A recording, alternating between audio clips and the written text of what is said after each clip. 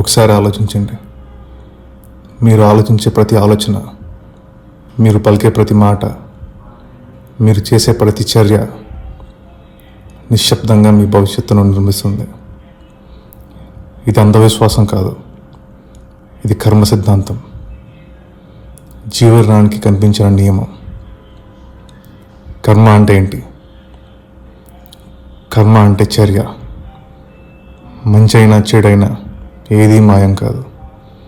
నేలలో విత్తిన విత్తనంలా ప్రతి చర్య ఒక ఫలితాన్ని మోస్తుంది. ఈరోజు కనిపించకపోవచ్చు, రేపు కూడా కాకపోవచ్చు, కానీ ఒకరోజు తప్పకుండా ఫలిస్తుంది.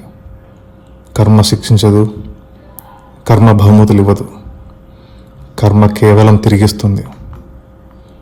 చాలామంది అడుగుతారు, కర్మ నిజమైతే చెడ్డవాళ్ళు ఎందుకు సుఖంగా ఉన్నారు? సమాధానం చాలా సులభం. కర్మకు సమయం పట్టి ఉండదు. కొన్ని ఫలితాలు వెంటనే వస్తాయి, కొన్ని ఆలస్యంగా వస్తాయి, కొన్ని జీవితంలో మరో దశలా వస్తాయి. ఈరోజు మీరు అనుభవిస్తున్నది గత కర్మల ఫలితం కావచ్చు. ఈరోజు మీరు చేసే చర్య మీరు రేపటిని నిర్మిస్తోంది. కర్మ ఓపుగా ఉంటుంది, కానీ కర్మ ఖచ్చితంగా ఉంటుంది. కర్మ అంటే కేవలం చర్య కాదు, ఉద్దేశం కూడా.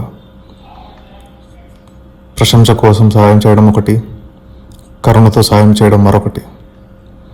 గాయపరచడానికి నిజం చెప్పడం ఒకటి, మార్పు కోసం నిజం చెప్పడం మరొకటి.